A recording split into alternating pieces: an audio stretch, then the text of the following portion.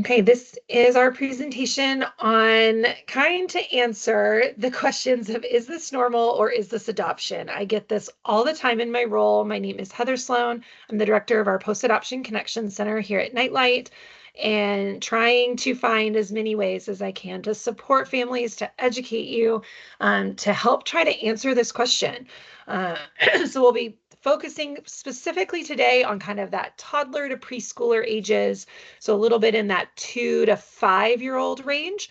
I will be doing another series in 2 months on school age, so looking at that elementary age, and then we'll do one in January on teenagers. So that may not be the stages where you're at with any of your children, but you can always know that those exist, maybe for later on, or try to prepare. They're going to build a little bit on each other because we're going to be hitting some child development today, and you'll kind of see how some of these developmental stages really build on one another, which makes sense. This is development, right? So we're gonna get jumping in here today. Jump in between two screens. So bear, oh, okay. Oh, no, I went too many. Oh, geez. There we go. Okay, so our objectives is we're going to ask the question, is this behavior normal or adoption? We're going to explore child development theories that will impact this age group.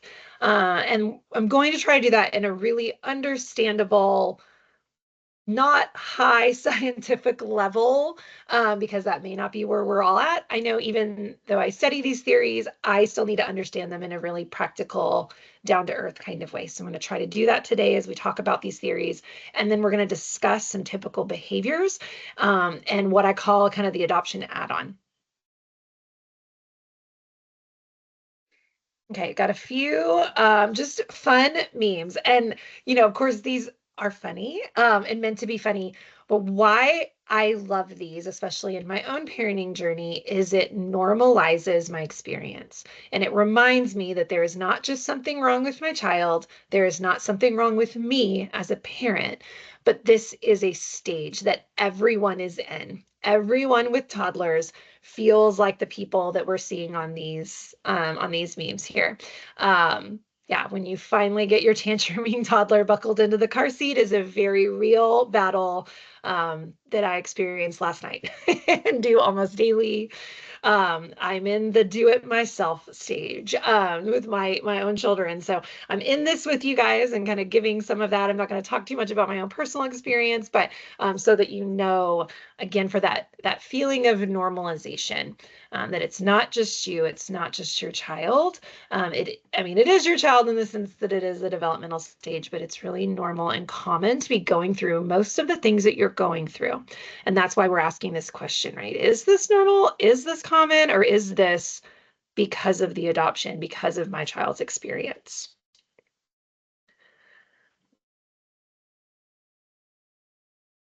Okay, so some things to keep in mind.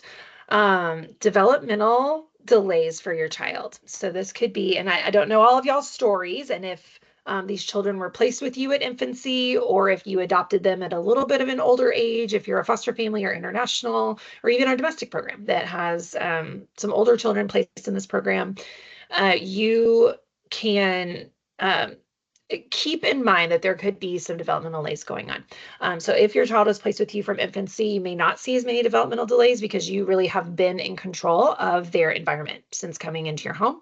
But they can experience developmental delays because of their prenatal experience, because of that hospitalization experience, right? If you had a child that was hospitalized, that was in the NICU, was born prematurely, had a really difficult delivery, maybe birth mother had a really difficult delivery, and there's just some impacts that can happen on the way that our brains are developing at that age, these little babies. This in utero, and then those first 3 years of life are some of the most rapid brain development that we go through in our entire lifespan. The next one is teenage years, right? So I kind of often joke that toddlers and teenagers are terrible. They are the same. We see this behavior. So as you get through this toddler stage, know that it's coming back for you in a bigger body with more words as they become teenagers. But don't feel discouraged by that, right? You have a long time before that happens to set a great foundation. But again, I make that joke to normalize that toddlers and teenagers have hard times. And it's because of this rapid brain development and this rapid just growth in their bodies and who they are and who they're becoming. And so we experience some disruptions, we experience some difficulties when our bodies and brains are so focused on developing something in particular. Some of the other things can kind of fall by the wayside. But with those developmental delays, because of that in utero prenatal experience, that brain is developing so rapidly. Then depending on if substance exposure, stress from the birth mother, many different things that she was experiencing, there can be some brain impacts on that. Now, that doesn't mean that your child can never function. It doesn't mean that your child can't be resilient and grow and heal from any of those experiences. That absolutely can happen. But we want to just keep that in mind that could be impacting some of the behavior that you're experiencing. And that's where is this normal? Is this adoption can start to come into play. I want you to keep in mind any trauma. So if that child did come to you at a little bit older of an age, if maybe they're newer in your home, even at 2 or 4 years old, then keeping in mind any abuse, neglect, traumatic experiences that they could have experienced. And again, how that impacts the brain development that is happening in those stages. And why that matters is that brain development is completely in control of our emotional regulation abilities and our behavioral regulation abilities. That happens in our brain, right? So if that's where some of these impacts hit, then your child is maybe going to struggle a little bit more than maybe some of their peers. And that, again, is where some of that adoption comes into it. And then some terms I'm going to use today, I'm going to try to use more like the word typical instead of the word normal. And then the adoption add-on. And the reason I have that term is because my answer to the is this normal or adoption is yes. It is both. Okay, so the way that I view it is that what you're experiencing with your child is typical. It's typical child development, typical stages, typical toddler, typical preschool.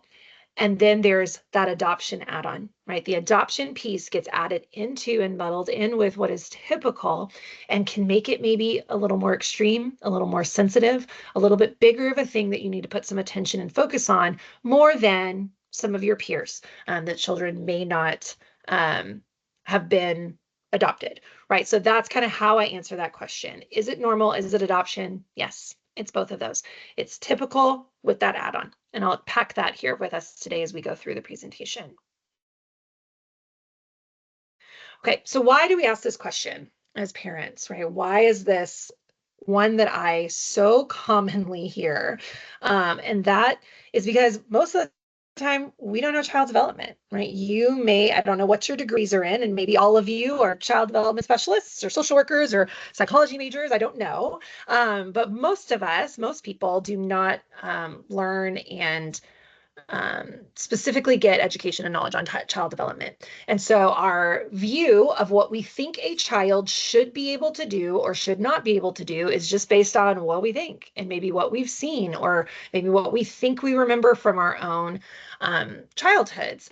And really one of the biggest struggles in that is that we often will look at a child and think that we look at them through our adult perspective and our adult lens on what we think they should or should not be able to do. So we're going to get into that a little bit today. Why can't my child logically understand this? I logically understand it, right? We're kind of thinking this, but what we don't realize is actually at their age, logical thought has not come online. They are physically incapable of thinking through something logically.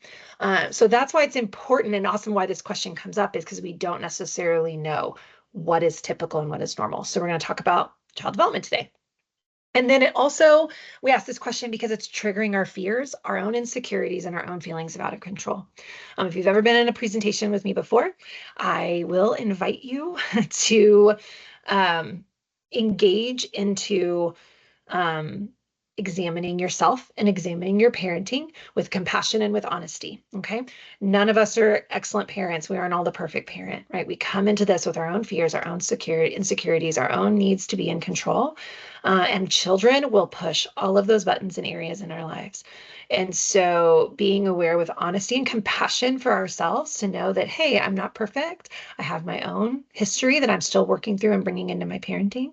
So having compassion for yourself and examining yourself with honesty. How am I responding to my child right now out of my own fear, out of my own insecurity, or my own need to be in control, instead of what my child needs, right? And it's very easy and common for us to slip into that as parents.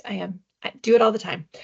So being able to ask ourselves that question. And so that's why we're wondering about what's going on in our child's behavior. And then what I have found a lot working with adoptive families, which is what I do in my role, I'm typically working with families when they're struggling, is there is a lot of hyper vigilance going on in us as parents with our children's behavior. We're looking for that adoption impact. We're looking for, we've been so trained on how these experiences can impact our child and their behavior. Um, and so we're really watching for it. And so any behavior that is not completely positive, that is not what you would expect, is not a good behavior, then we're going, oh, that's the adoption. Oh my gosh, what is that going to make them become? They're never going to learn this, and they're going to become this terrible adult that breaks all the rules and hurts people, right? We start to just kind of go off in our own fear. And it's because we kind of start with that hypervigilance, right? So this question comes in some ways from that as you're looking at your child's behavior. So my hope today is to give you some peace with that and to settle some of that hypervigilance down so that when your child is acting up, when their behaviors are spiking, their emotions are a little out of control, you're not examining why is this adoption or not, but you're going, oh yeah, okay, this is pretty typical. Their adoption makes it a little harder. Let's take a breath and let's move through it and work with our child on this.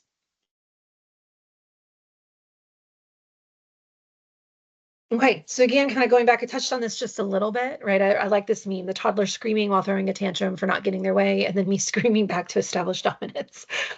Guilty, right? I've done this. How do I get you? Can I get louder than you? Can I get bigger than you just to get this to settle down?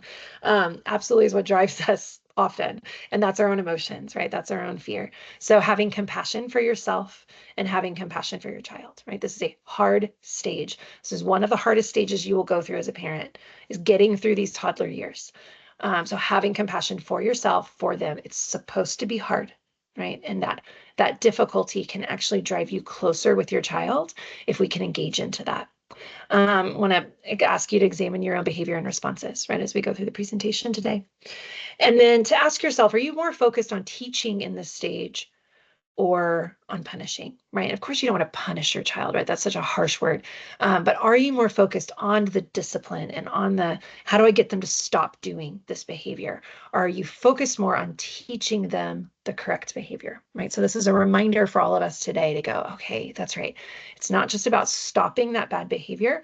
That bad behavior is going to happen, right? But it's teaching them how to respond differently. It's teaching them how to do something differently when they're feeling those emotions and wanting to engage in that negative behavior. Okay, so a little bit on brain development. In general, our brains develop from back to front. I don't know if you can see that cursor, but here in that orange brainstem going up through the red, the blue, the pink, and then finally settling in on that yellow, right? And the purple's kind of mixed in there.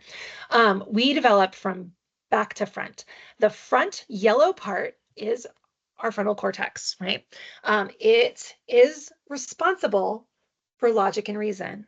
Okay, so this is why we say that teenagers aren't really, no one's really fully developed until 25 years old.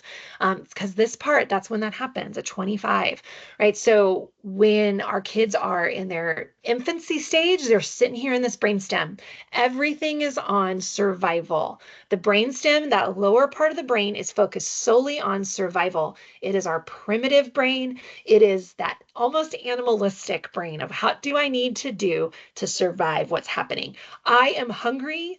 Oh my goodness. I think my life is over. I'm going to scream so that I can survive and get food, right? That is essentially what is happening in their brain when babies cry to be comforted, when they cry to receive food, when they cry to have their diaper changed because it feels uncomfortable and they know that this just happened and they don't want it there anymore, right? That's all that they can do. It is a survival. That is where our fight, flight, or freeze is. So that'll come into play, especially when we get into some of these older ages. That as children progress out of that brainstem, that getting into ages, 2, 3, 4, 5 that we're talking about today, they should be progressing out of that brainstem and getting into some of these higher places in the brain that develop slowly. With what can happen in trauma is it overactivates that survival. And so kids, anything that is perceived as a fear can become a survival issue. And so they flip back really quickly and easily into that brainstem. So if you're experiencing just kind of out of understanding meltdowns, right, over things that don't quite feel normal for this stage, um, then some of that could be because of that. And when I use the word trauma, that can also include their prenatal experience, right? And if they had substance exposure that had some brain impacts, just any of that, even going prenatally. It doesn't just mean if they were abused or neglected or experienced kind of a big T trauma. Um, Whatever's going on in there, um, they can flip into that really easily. So that brain development really doesn't happen. And then the getting into this blue, kind of the red and blue area, a little bit into the pink, kind of is when that ages 3 to 6 start kind of taking over. So these are the areas that really focus on our senses and our movement, right? We're not even getting into higher processing of the brain. So again, keeping this in mind that what are you expecting of your child may not be capable because their brain has not developed to that point yet. Okay, the next several slides, we're going to break down some of these child development theories. I'm going to go pretty quickly through this because then I'm going to build on this at the later part of the presentation. Want to make sure we have plenty of time for that. These slides have a lot of details and notes on them, and I'm happy to provide them to you in a PDF. So I can go ahead and email that out to you guys so that you have them to refer back to in this stage to remind yourself of what's going on and what you can be expecting of your child. Okay, Erik Erikson focused on emotional development. He had different stages identified that will go throughout the lifespan. So his emotional development even goes into older adulthood, right into kind of our elderly years. And what he focused on is in each stage, there is basically a positive and a negative trait that are being learned. Ideally, in that stage, we learn the positive trait. But if we learn the negative trait, then as we progress into other stages at older ages, we actually stay stuck back in that emotional development, right? You've probably heard the term arrested development, if for no other reason than the popular TV show that was on several years ago. This is kind of what this is referring to, that if a child has not learned that positive trait, had that successful resolution in an earlier stage, then they get stuck in that negative trait until we can go back, right, and redo some of those earlier phases with our kids.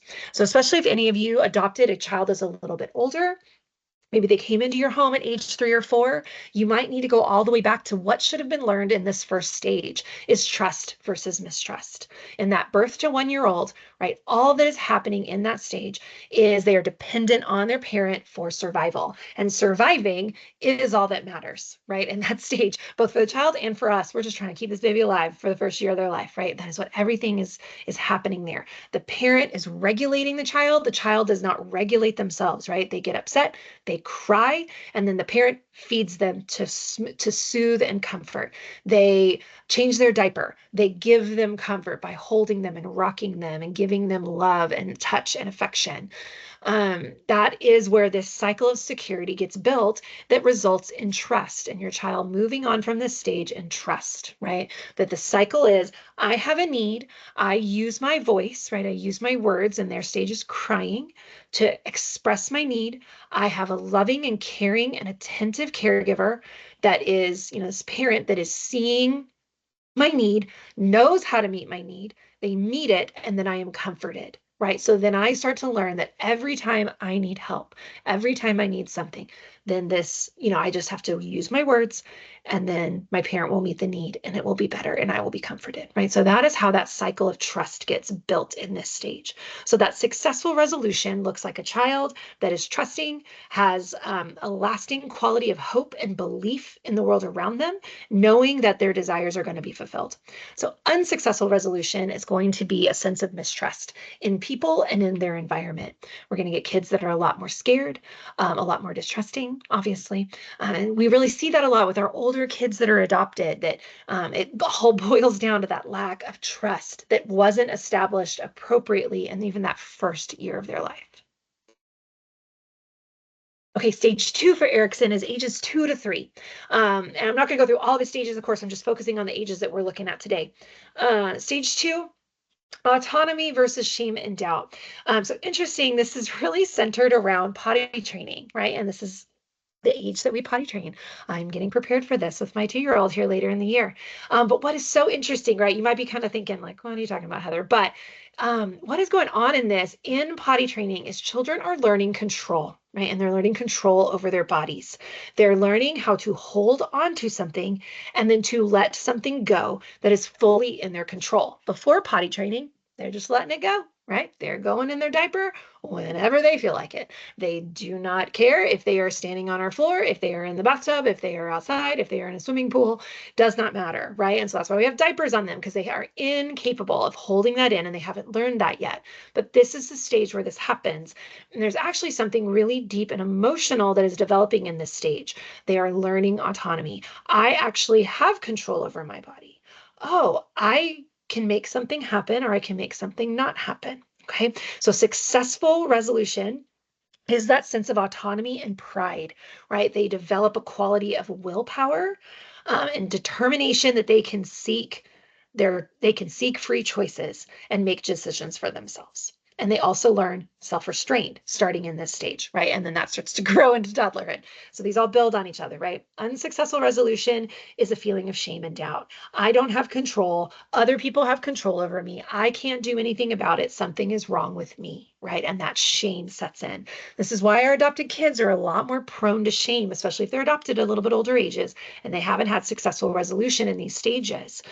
So something to be watching out for, and to know that your kiddos are going to be that adoption add-on, so they're a little bit more susceptible to shame because of the loss of that first parent, that first biological parent, and the loss that happened in that kind of stays in the body, right? And so that they're going to be more prone to shame. So we want to really be mindful, especially in this age, of how do we give them autonomy? How do we help them through this? And that potty training stage is actually really important, right? And that we approach it with child development in mind. If you need some resources on potty training, please let me know. If you want to find, I've been very intentional in my own journey to find people that are giving me advice that really understand children, understand child development, because there's a lot of bad advice out there, and then there's some really good advice. So I've got some resources if you are interested in that, that would, I think, support an adopted parent. Stage 3, initiative versus guilt. So this is ages 3 to 5. This is an age that is focused fully on play. And then in stage 2, where they're learning control over their own body, in stage 3, that continues to grow, right? The outside of themselves, and it grows into their environment. I can start to have control over my environment, which is why toddlers are terrible. Because they think they have so much more control than they actually do. They think they can do things that they actually cannot do.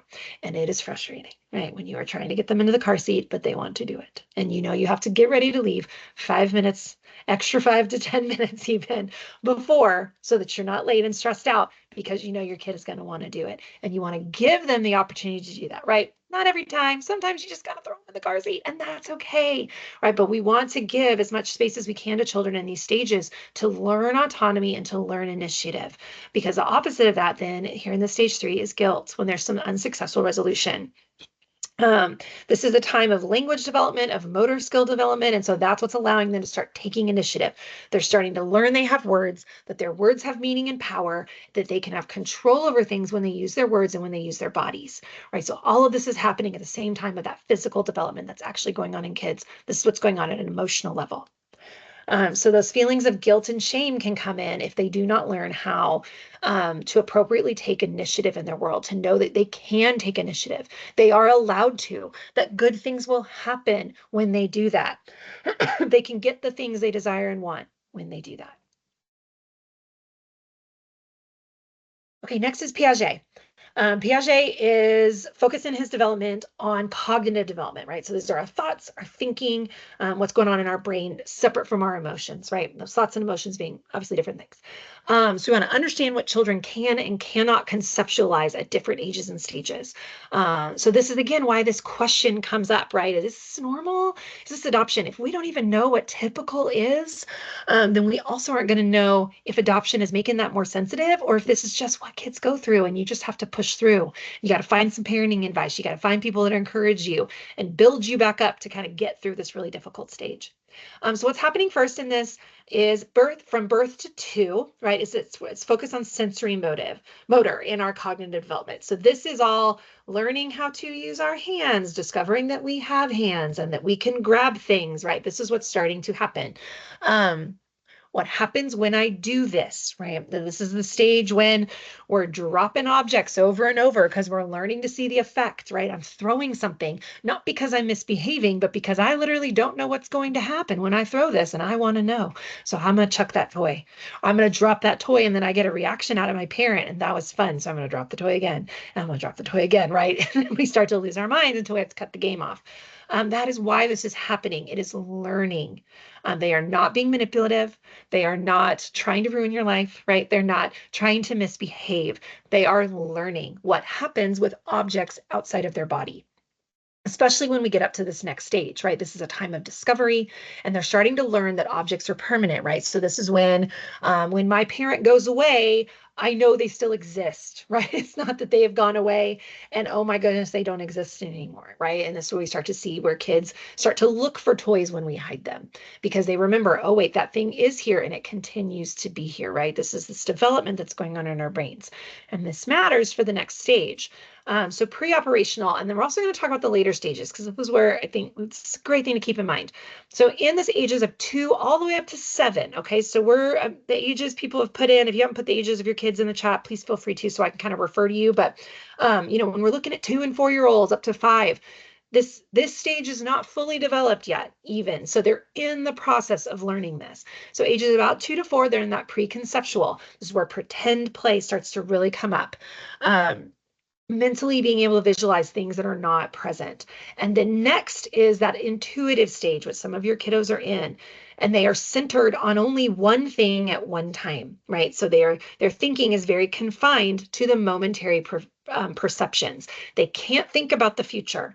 And if they do start to think about the future, they think it's happening now. So this is why we don't tell our kids that tomorrow we're going to go get ice cream, because they will ask us 1,000 times between that moment and tomorrow where the ice cream is. Okay, they cannot future think. So why this is important is to recognize in your own parenting, are you expecting them to do something beyond their stage? And so if you are you thinking that's the adoption, right? My kid can't be patient because of the impacts of this adoption.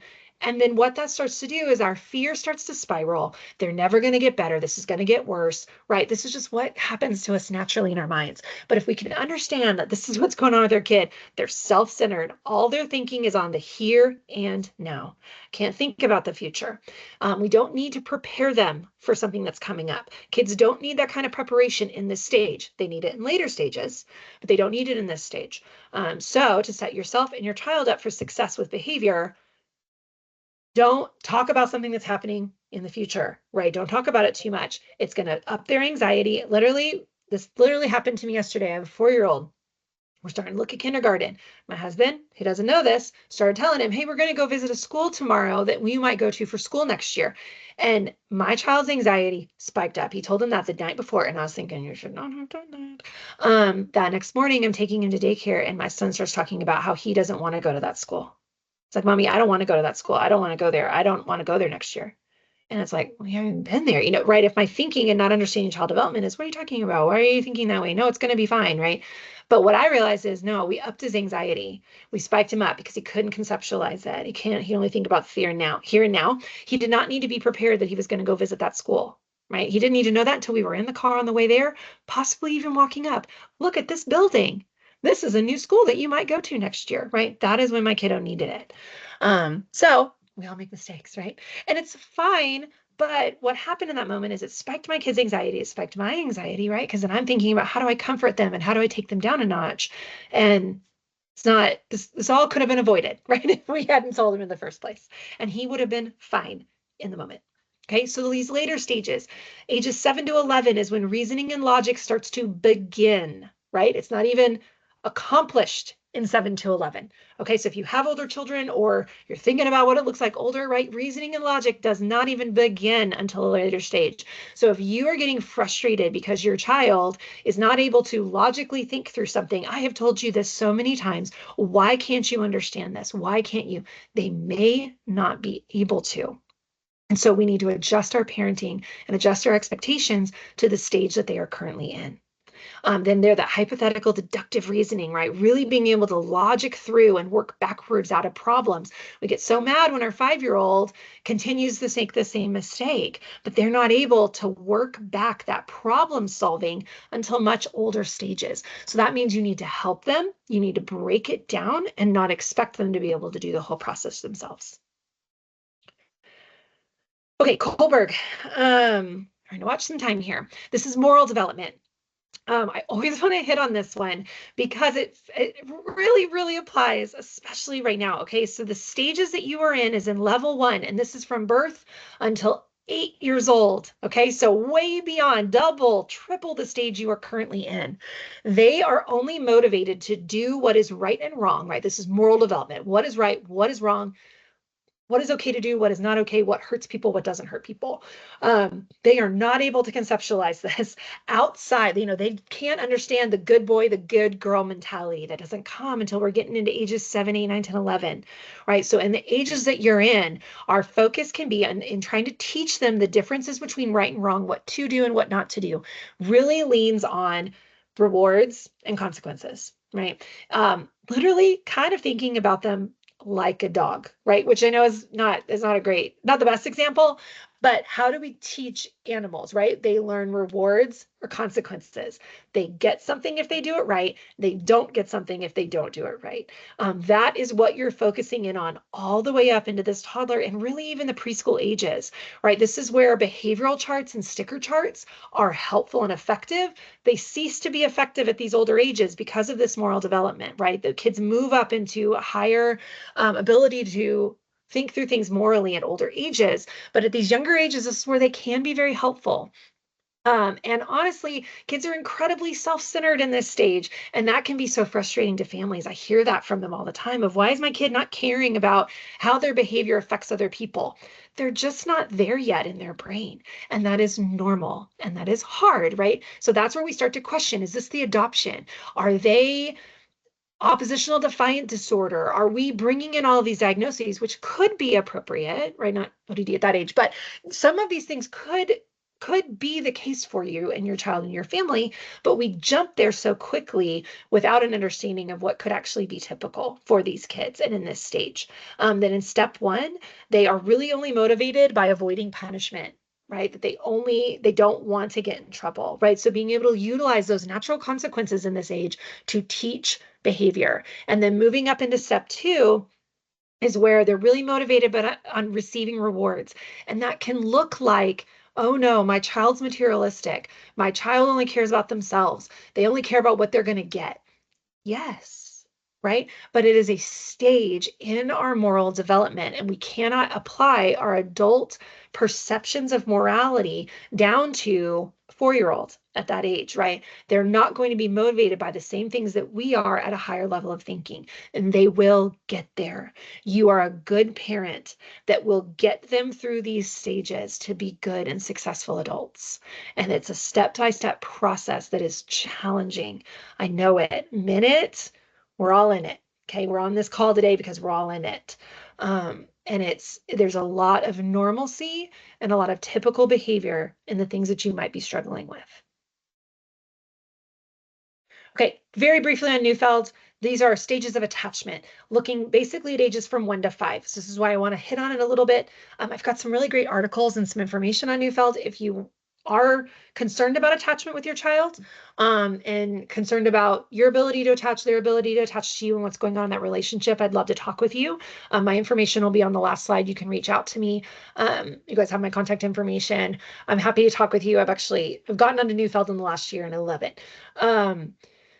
So what I think is really good in here is you can go back and rebuild some of this, especially if the child came to you at a little bit older of an age. You can go back and focus back in on the development of these ages. So thinking about the age that your child is in, this is how they are looking to connect with you around this age. So in age 1, it's through their senses, right? That birth to 1 years old, it is all, what can I see? What can I smell? I'm feeling close to my parent. I can feel their skin. I can feel touch. I'm cuddling up to them. This is how we're building connection. I know what they smell like. I know what they look like. I know what their voice sounds like. This is how I know I'm connected. Age 2, they're looking for sameness. So you're going to see a lot of the mimicking behaviors, that imitation, which may or may not feel irritating to you. I'm not sure, but they're looking for that. And so giving them opportunities to connect with you through imitation can allow some of that attachment to really speed up and connect. So again, if you're struggling with that, if you have older children that you're struggling with this, older adopted children, or even biological, we can talk through what does it look like to bring an 11-year-old, a 15-year-old all the way back down to these stages and kind of rebuilding some of that attachment through some of these ages that they might need it. So age 3, looking at belonging and loyalty. This is my family. This is who I belong to. Who is mine, right? Who is mine and who is not mine. Age 4, their significance, right? So that attachment is built through them feeling significant. It's not just that they are loved because they're one of your children. They are loved because of who they are uniquely. And you focusing in on loving who they are in a significant way, in a specific way, builds that connection. And then age 5 is really getting at love, right? And what does affection and expressions of love look like as they start to get a little bit older? Okay, just want to hit on that one. Okay, now we're going to get really practical here for the last 20 minutes. I'm going to try to get through as much of this as I can. Might start to speed up at the end, but okay, broken this down into 2 to 3, and then we'll look kind of at 3 to 5. So this is, I'm going to take something that I would call typical, right, in our child development. We're going to talk about why that's typical, and then we're going to talk about the adoption add-on, right, and why adoption makes this something to put a little more focus on, something that's a little bit more difficult, or maybe even something that's a little more positive, right? I don't want to always just come across like I'm only focusing on the negative behaviors, but you're not here today because you need help knowing how to respond to your child when they act positively, right? You're here today because you want to know a little bit more about what to do when things are difficult and hard, and trying to understand what's normal and what isn't, what's typical and what isn't. Okay, so first one here is learning, right? Learning is the goal in this stage. So even in your discipline, everything that you're doing, know that your child is learning, okay? I do not agree. People can disagree with me. I do not agree that children at this age are manipulative, okay? Now, caveats to that statement. Even at these young ages, though, children can learn very young that the only way to get something that they need, because they've been in such a broken down place, is by doing things to make something happen, right? That's what manipulation is. I'm going to do something to make a certain result happen, right? And often that word is used, so that there's a positive thing to that, right? I'm going to cry because I want my mom to hold me. I want my dad to play with me, right? In a sense, that's manipulation. But when we use that term, we're using it in a very negative way, that my child is doing something bad to get what they want, right? So in these stages, I don't think that's happening. Manipulation in a negative way is a learned behavior. At these younger ages, yes, when we're getting into kind of dealing with kids, if they've been adopted a little bit older, that could be what's happening. My challenge for you is to see what they're doing more as an opportunity for learning and teaching than my child is being manipulative, I have to stop this manipulation, right? That feels different. And it looks very different. So I want to challenge you today to kind of just examine that and look at that with compassion and honesty, in what your relationship has become and how you view them. We had somebody doing an evaluation on my son very recently. He fell. It's one of those where you're like, you didn't really hurt yourself. Like, you're really not in pain, but like something happened to your body, right? And you're learning what is painful and what isn't painful. And in his conception as a 2.5-year-old, he doesn't understand that when I bump my knee, the pain goes away in about 15 seconds, right? He doesn't know that yet. He is learning that.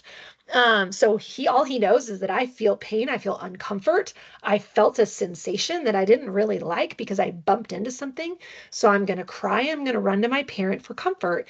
And this evaluator was like, oh, just that manipulation. Like, no, that's not what's happening. Like, my child feels something in his body. He wants to feel comfort. I'm going to comfort him for about 5 seconds and he's going to stop crying and he's going to go back to playing. That's all that's happening. And so I am meeting a need. I'm showing him I care about his body. I care about his feelings. I care about what's happening and responding positively to him. So everything is learning and teaching, right? And we want to look for ways to teach without shame. It's very, very easy for us to slip into that shame-based parenting methods because we're desperate. We don't know what else to do. This child is being so disobedient. They are misbehaving. They are not listening to what I have to tell them to do. They're not doing what I've asked them to say. And it's very easy for us to slip into actions and words that can create shame in our children. So just being aware of that. It's just our human nature to slip into that. So focusing instead on those rewards and consequences in these stages. Some of these other types of things, we're going to go beyond rewards and consequences as your kid gets older. But in this stage that we're talking about today, this can be effective, right? And we're looking at ways to teach them, hey, when I do the right thing, I get a reward. Now, a reward does not mean candy, right? A reward does not mean a cookie. That's not what I'm talking about. A reward is when I put my shoes and socks on, I get to go to the park. And if I don't put my shoes and socks on, I don't get to go to the park, right? And so kids go, oh, I need to do what my parents telling me to do so that I can get my reward of going to the park, right? So thinking through what is the positive behavior that gets the thing that they want. And that's where our focus is, to teach them how to do that. It takes lots of repetition, takes lots of routine, lots of rituals, right? So finding and building those in with your kids. This, again, we're still talking typical kids right now. Okay, so hear me, as typical development, typical kids. Consistent boundaries and consequences, right? Kids learn where the boundary line is between those rewards and consequences, between what is the right thing to do and what's the wrong thing to do, but understanding consistently where that boundary line is and what the consequences are when we cross that boundary line.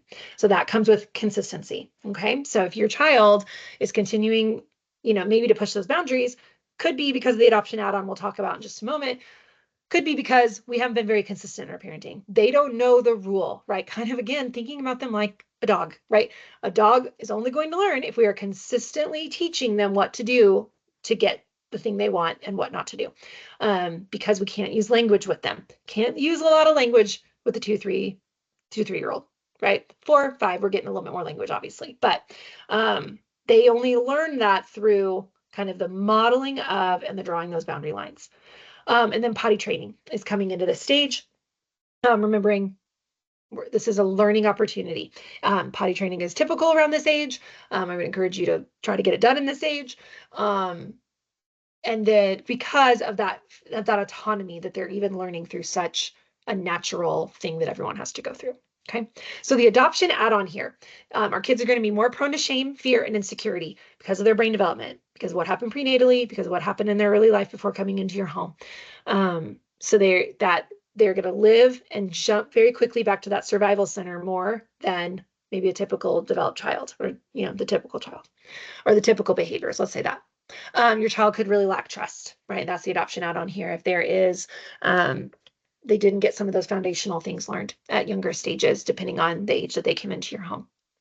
And you might need more repetition for longer, right? Because of their brain development, because of their trauma, because of past learned behaviors, it might take longer. I was really thinking about how long it took for my kid, my older one, to finally start to ask with respect for things, right? And how, a year and a half probably? Going, oh, try again with respect. Don't just demand, don't just yell, don't start crying for something and whining for something. Try again with respect, try again with respect. And we're finally there where I'm like, okay, he's doing it more than he isn't, right? That is typical. But our adopted kids, because of their brain development, they might need more repetition. It might be longer, right? So remember, I said a year and a half. That's a long time of you trying to find patience. It is hard. This stage for children is all about learning. They are learning about themselves. They are learning about their bodies. They're learning about the world. They're learning about other people. Everything is learning. They literally don't know it until they start to learn it in the stage, and they learn that through repetition. Typical playing is a big focus in that learning, right? So utilizing something fun, especially when you're doing something unpleasant, right? If they don't, we have a shoes and socks song that I sing and change the words every time to shoes and socks on, shoes and socks on, let's go out, let's go, just whatever comes to my mind, whatever we're going to go, let's go to the park, let's go to the park, right? And that turns that tantrum that is happening right then and that to my 2-year-old, that it flips it, right? And he's like, oh, okay, because I've made it fun, right? And I've focused in using play and learning. So do that as much as you can in this stage. That is very typical, and it's how they're going to learn best over lectures, over constant consequences and punishments, right? They're going to learn this best through talking their language, which is play, especially with these younger kids that don't have the words and the understanding with enough language skills to really be able to understand some of the things that we're saying.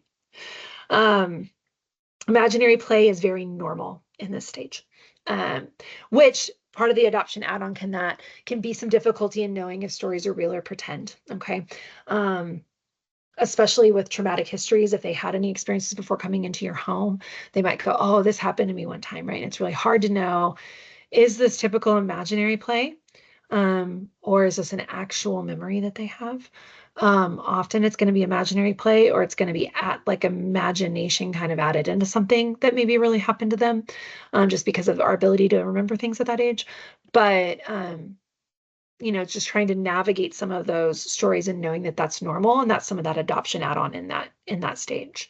They might have a harder time sitting still, wanting to play, harder time being serious. This is where we can see some sensory issues starting to come into play, potentially early signs of some ADHD, some autism, some of these disorders that really impact kids' abilities in emotional and behavioral development and control.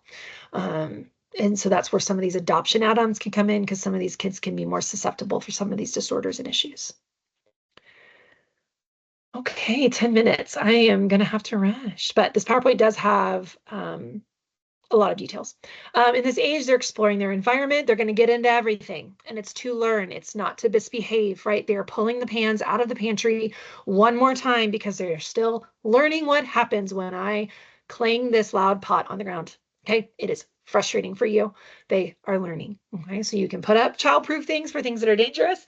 Allow them to learn. Allow some of that to happen. If it's not going to harm bodies, and it's kind of seeing the bigger picture in mind, right? Is this really that big of a deal if they pull the Tupperware out of the pantry again? Yes, it's annoying to have to wash it again, but they're learning, right? And they're growing some autonomy, some of these really good things that they need to learn through this, allowing them to do things like I mentioned earlier. It's an annoying stage.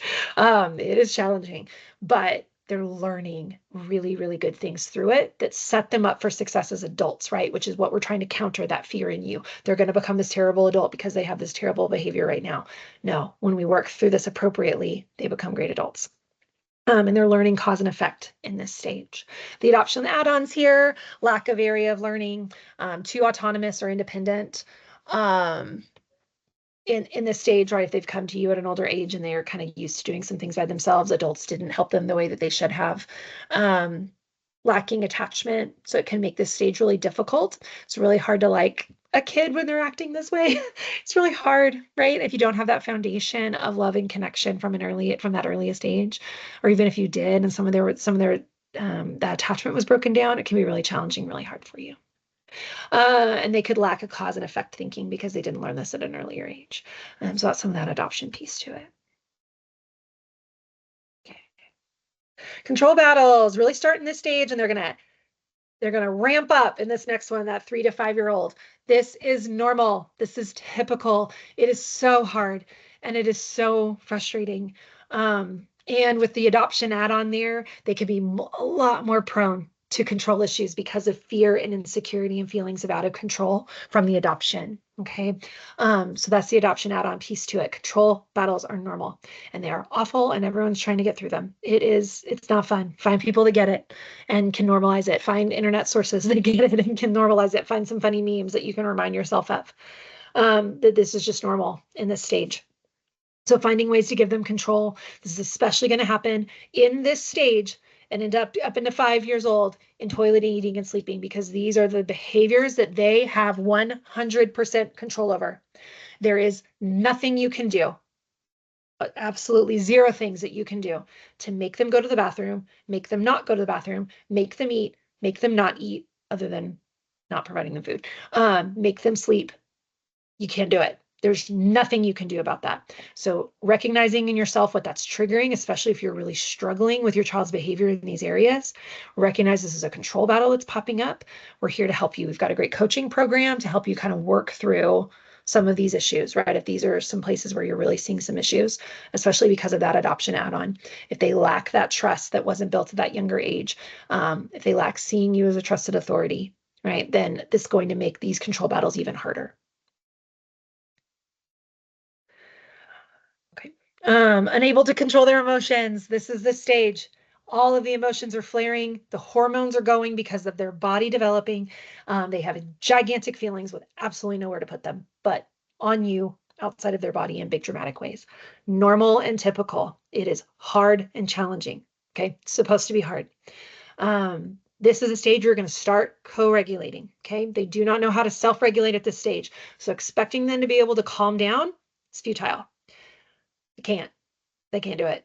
So you're there to help them learn how to calm down so that when they start getting into that school age, they start kind of into 4 and 5, getting a little bit older is when they start to self-regulate. They cannot self-regulate until that time. So you've got to be in there with them, teaching them how to calm down, showing them how to calm down, helping calm them down by meeting their needs, comforting their bodies. You're still involved in this. And they're starting to take some of that regulation on, but you still have to carry some of that burden. And their brain development and impacts on their emotional and ability to have emotional and behavioral control is going to be the adoption add-on for this. No parent regulation, lack of parent regulation. In earlier, younger ages. We're going to be running a little on time. I'm probably going to go just a couple of minutes over. If you can hang on, if you can't, this will be recorded. You can come back later and jump on and listen to the part that you didn't get here at the very end. They need to be allowed to learn to express themselves in healthy ways, right? And so sometimes that means there's a tantrum that's happening and you're sitting there with them. You're just waiting it out, giving some comfort. A child really wanted a treat from Starbucks the other day, and I told him, no, we couldn't do it this time. For 30 minutes in the car, he, every 30 seconds, would start crying and whining for the treat again. And I would let him do it a couple of different times, and every couple of minutes I go, I know, buddy, I'm sorry we couldn't have it today. I know it's disappointing. And then I just let him go. I know, buddy, that's so hard. I'm so sorry. Maybe next time, right? Just trying to give someone comfort. He had to work through that. He had to be disappointed, and he had to learn how to walk through that. Hard for me, really annoying in the car when a child's screaming for 30 minutes, but had to just channel into myself, do what I could to set it aside and compartmentalize it, right? That's hard to do. Okay, learning boundaries, they have to learn, right? Takes repetition. Using some of these key value terms. Let's try that again with respect. Be gentle. Putting that focus on what they should be doing. Hey, what you just did was wrong. If you can ask again with respect, then you're going to get what you want, right? That reward consequences. You're not going to get what you want if you don't ask appropriately. If you ask with respect, then you're going to get what you want. Okay. They're going to test and push boundaries. They don't know where the boundary lines are. This is normal. So you help them find those boundary lines. And it's challenging, right? Because they're going to push and then you're going to be the brick wall they slam into. It hurts both of you in the moment, but then they start to learn. That's where the brick wall is. I can't hit that anymore. I need to stop short of that, right? It takes time, takes repetition, takes consistency. So where this gets complicated, you got a child that's struggling with impulse issues because of brain development impacting their emotional and behavioral control. So it might take them longer to learn this. They're going to hit that brick wall more times than they typically would, right? Because they're still trying to learn that and their brain's got to try to process and get that inside them. So keep focused on they are learning. They are not trying to destroy your life. They are not trying to only just be defiant, right? They are learning where that boundary line is. Kids are very self-absorbed at this age, right? So I see parents get very concerned about that. They're going to be self-absorbed. If this makes me feel good or if this makes me doesn't feel good is all that I care about, right? That is typical. They're focused on that reward and avoiding punishment. So use that to your advantage, right? So jump into that system with them, redirect them out of that negative behavior to avoid punishment. Hey, if you could do it this way, then we get what we want. We get the reward, right? We get the good thing. We get the good feeling if we do it this way, right? So we're working within that self-absorption, right? That is their motivator. How can you get them the reward, right? Again, not just a treat. It's not the reward. The reward is whatever they're desiring, if we can get them there. Brain development, you're going to see this repeated a lot. Impulse issues can make them look even more self-centered, right? Everything is just about what I need right now in this moment. Some of that is very typical, okay? But if they are particularly struggling with impulse issues, that's the adoption add-on that's going to make it a little bit more complicated. You got to more patience, more time, more repetition. Lacking consistency in learning. Okay, the child might lack some of that depending on the age they came into your home. Anxious behaviors start to amp up a little bit, biting their nails, maybe seeing some tics, some stuttering. This can be very normal in this age. Of course, the adoption add-on is these adopted kids can be a little bit more prone to anxiety because of their brain development. So that can amp up some of these anxious behaviors. So getting some early intervention if you're seeing some of those anxious behaviors. Some of it can be typical, but if it's getting a little bit too much is where that adoption add-on comes on. Anxiety and separation from caregivers is very normal, and using self-soothing behaviors, right? So they're still sucking their thumb, maybe some at these ages. So the adoption add-ons there, over-reliance on some of those self-soothing behaviors. They're continuing to suck their thumb. They're continuing some of these other behaviors for self-soothing. Usually that's going to involve their senses and sensory processing. There's going to maybe be higher clinginess, more insecurity in relationships with you, more fear of being separated in that attachment. Language is developing in this age, right? So higher frustration when we can't communicate or understand, coupled with really big emotions, right? This is how we get tantrums. This is what's happening in this stage. Tantrums are normal. I try to laugh to myself when my child throws a tantrum and think, oh, my husband rolls his eyes at me saying, oh, you're being so age appropriate. My husband rolls his eyes every time I say it. But I'm just like, that's how I kind of get through it, right? To keep it a little more comical, like, oh, it's so cute. You're doing a toddler tantrum. Oh, it's so cute. I love that it's in the grocery store, right? Got to be okay with these things happening, right? Because we've got to be consistent, holding that boundary line for them. So if that means we leave a full grocery cart in the store and we walk out, that means what you need to do, right? So that we're not allowing that tantrum to take over, but allowing their emotions to come out and being a safe, soft landing for those emotions, right? That is our difficult calling as a parent, is to be the landing place for your child's difficulty. And I don't say that lightly. It's hard. It's challenging, especially with the older ages. But that's one of our callings as parents, is to be the place where those things land, so then we can shape them and give that back to them in a healthier way. Communicating slow, using small phrases, right? We're not doing big lectures, saying, be gentle, try it again, be gentle. No, no throw. We do not throw. Let's go pick up the toy. Let's try it again. Put the toy down, gentle, right? So that's what we're doing in these small phrases, getting on their level.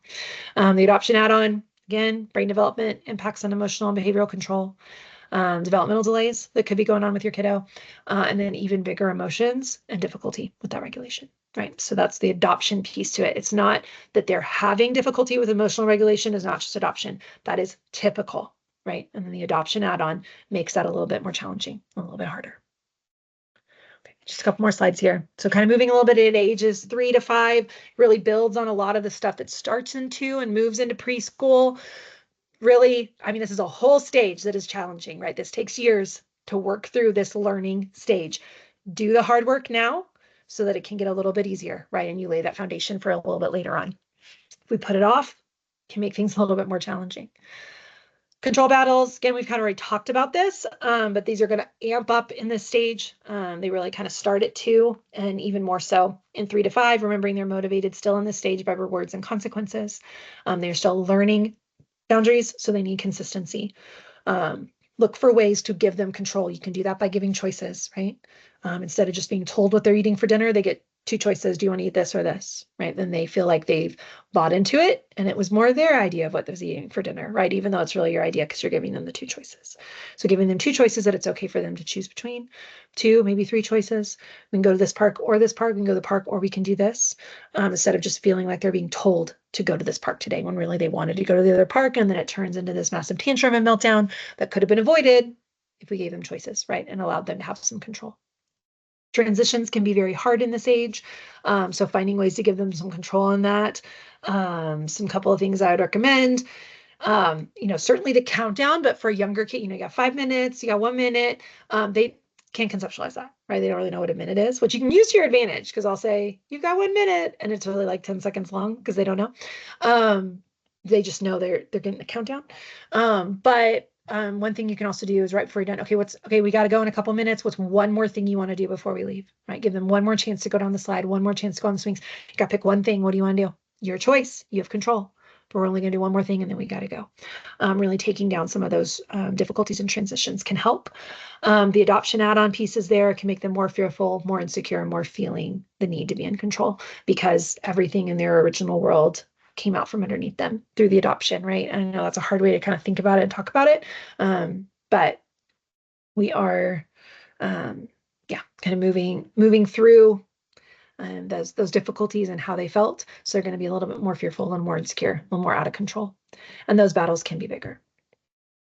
Okay, we're going to do just a couple more minutes and kind of speed through these last stages.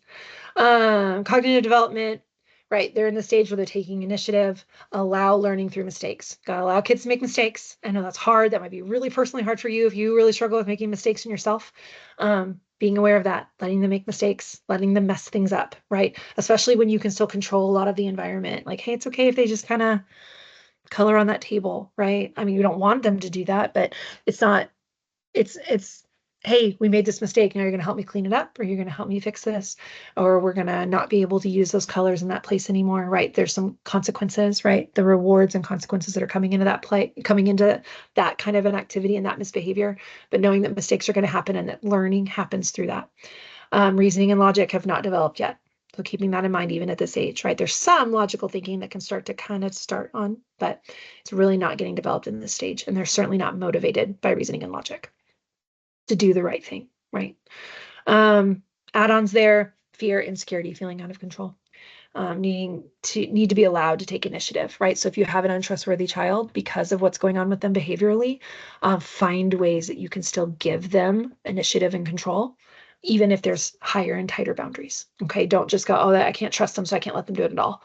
Okay, I can't trust them, so I can't give them full control of this, but I could give them control of one piece, right? I could allow them to walk to the neighbor's house. I can't let them go all the way down to the park because who knows where they'll end up, but I'll let them go to the neighbor's house, right? We can start to practice that.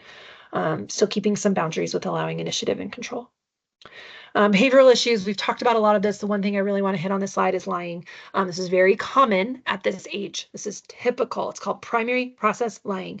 Cognitively, they don't understand that you don't know they're lying, right? We can tell. Right? These are the kids that have cookie crumbs all over their face, and they're like, I don't need the cookie. I don't know.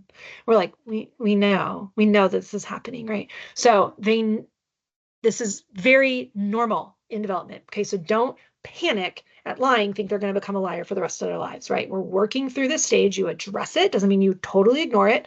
Maybe sometimes you do and just go, oh, wow, okay. And just kind of move on, not give it any attention, right? And some of the things you can kind of confront it and go, okay, no, that's not what happened. This is what happened. Okay, we're going to move on. But knowing that this is very common and normal.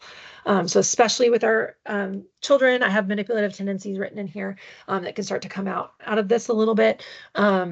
Utilizing some things to kind of get around to get what they want, right? Especially if they feel like that's the only way to get what they want, right? Out of that control, out of that fear, that insecurity, right? So that's some of the adoption add-ons there that you're going to want to watch for.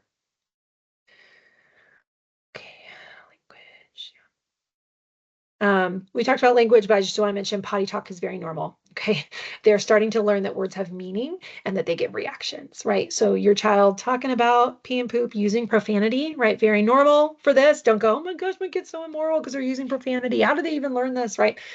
They heard it somewhere. They're trying to learn what words have meaning. They learn that words get reactions, right? And so really being able to pay attention to your reactions, staying very neutral, especially when they use, maybe if they use profanity, they're using words. If you laugh when they say poop, they're going to say poop 100 more times. That's going to happen, right? So being aware of how do you want to handle it? How do you want to redirect them out of these words, right? If they're using profanity, these are not words that we use. And not getting super angry, right? Because that's a big reaction they could be looking for.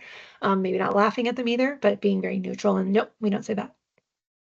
Move on. We don't say that. You don't get what you want when you say that word, right? You don't get the reward when we say that when you say that word. And teaching them to use their words and not their behavior in this stage. One extra piece. This is the last slide before my contact information.